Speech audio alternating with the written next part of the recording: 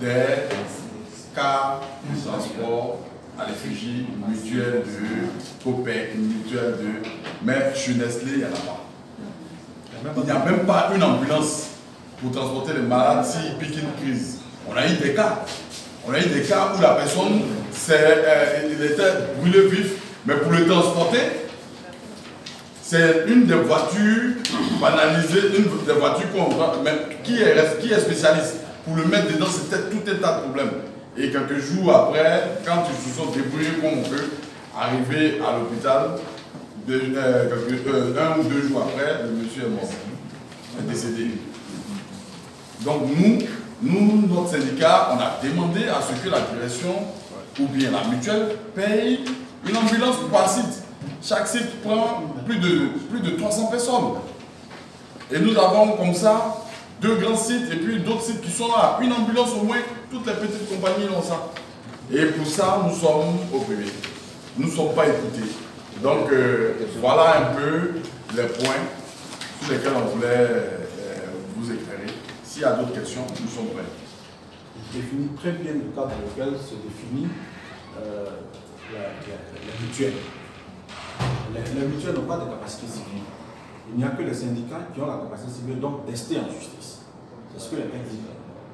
Et donc au niveau des mutuelles, c'est une affaire des travailleurs. Et l'article 34 du Code du travail dit clairement que pour tout travailleur il rentre dans une entreprise et qui est embauché comme en CDI, s'il doit rentrer dans la mutuelle, il doit forcément remplir ce qu'on appelle la session volontaire auprès de l'inspection du travail. S'il ne le fait pas et qu'il est prélevé directement, il peut se plaindre en justice pour dire qu'on lui a donc volé son argent. Et donc, depuis près de 10 ans, des gens sont prélevés sans même leur consentement et des gens gèrent cet argent comme ils veulent. Nous, en tant que centrale, nous sommes plusieurs fois intervenus à Nestlé avec le directeur général. Nous sommes allés lui demander même les résultats de l'audit à l'époque pour dire, bon, mais vous avez diligenté un audit. Jusque-là, il n'y a pas de résultats. Il a fallu qu'on le pousse pour que les résultats sortent comme il voulait bien. Mais les résultats sont sans appel. Dans les résultats disent clairement qu'il y a eu des tourments en réalité. Et c'est pourquoi l'audit a dit que la façon dont les gens ont été prélevés depuis le départ là, ce n'est pas bon. Il faut arrêter. Donc depuis l'année dernière, ils ont arrêté les prélèvements à la source. Ils appellent maintenant aux gens, ils disent maintenant aux gens d'aller faire des sessions volontaires, comme les textes l'exigent. Mais avant là, ce qu'ils ont prélevé là, c'est de ça qu'on apprend. C'est de ça qu'on parle. Aujourd'hui, tout ce argent qui a été manipulé par un bureau, simplement par les mêmes individus qui ont prétexté de vendre ci, de faire ça, on a fait même un séminaire, un atelier, du 3 au 5 juin. Au cours de cet atelier, on a décidé qu'un comité ad hoc soit mis en place pour que les textes soient révisés. Dès qu'on est sorti de là, la direction a commencé à faire autre chose. On a été reçu plusieurs fois par la direction sur cette question. À l'inspection, on leur a dit non, mais une affaire de mutuelle, ça peut le travail, il faut leur laisser leur mutuelle, ils vont gérer. La direction peut avoir un regard, certainement, si elle fait des subventions, pour voir comment c'est géré. Mais si les gens ont mal géré, que la direction prenne ses responsabilités.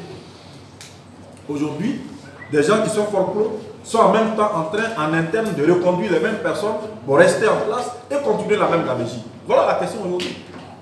Donc, nous, en tant que centrale, nous avons déjà fait plusieurs interventions avec la direction à l'inspection du travail. Nous avons rencontré le directeur général, les directeurs même la nouvelle directeur des ressources humaines, on l'a rencontré sur ces questions. On a toujours posé ça. Malheureusement, les gens ont toujours continué à encabouler. Quand on dit une chose aujourd'hui, ils rentrent dans le noir, ils font autre chose, jusqu'à ce qu'on arrive aujourd'hui à ce qu'ils appellent cette assemblée générale fictive là, qui en réalité n'en est pas une. Donc nous, au-delà de ce que le syndicat a porté plainte, parce que nous avons porté ce syndicat à bout de bras jusqu'à aujourd'hui, sur des questions de principe, et nous n'entendons pas reculer là-dessus.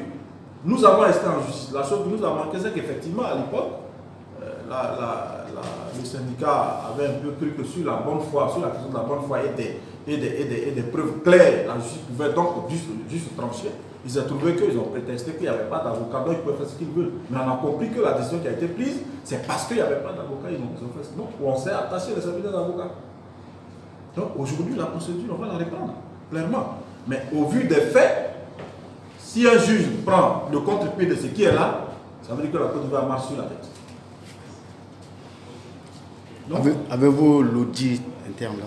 vous disposez de l'audit? Oui, l'audit, on a tous les éléments de l'audit aujourd'hui. C'est sûr, sous notre impulsion, on a demandé au directeur de publier les audits, l'audit depuis. Il a mis du temps, mais il a fini par céder. Et même quand l'audit a été publié, il a demandé, il nous a dit, non, je vous demande pardon, ne publiez pas ça partout, il faut que ce soit d'abord en interne. Même le secrétaire général qui a voulu envoyer ça à des agents, on dit non, on va le sanctionner, pourquoi il a donné à des agents. Mais c'est pour les mutualistes. L'audit doit être mis à leur disposition. Eux tous, pour regarder qu'est-ce qui n'a pas marché, comment il faut corriger. Mais apparemment, c'est une affaire de la direction. Aujourd'hui, on va peut-être dire qu'on accuse la direction, mais nous sommes, ils lui ont même adressé, on a fait un courrier récemment pour demander à la direction que les appels, les interpellations, pour que cette direction de la mutuelle ne puisse pas continuer ce qu'elle fait là, la direction réagissait pour qu'on puisse mettre un haut là à ça. Ils ont trouvé prétexte que c'était une accusation qui était faite à leur endroit et ils demandent au secrétaire général de leur fournir des explications sous 72 heures parce qu'ils venaient d'être accusés. Et nous sommes encore sous cela.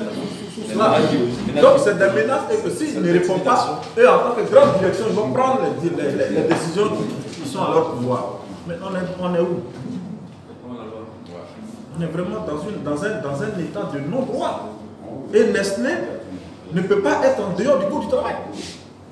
Le Code du travail, aujourd'hui, nous sommes bien à l'aise parce que si effectivement il va aller dans ce sens, on va demander à chaque mutualiste de se plaindre à la justice pour tout ce qui lui a été pris depuis 2012 jusqu'à maintenant sans son consentement. Et ça, c'est vraiment quelque chose de très gros.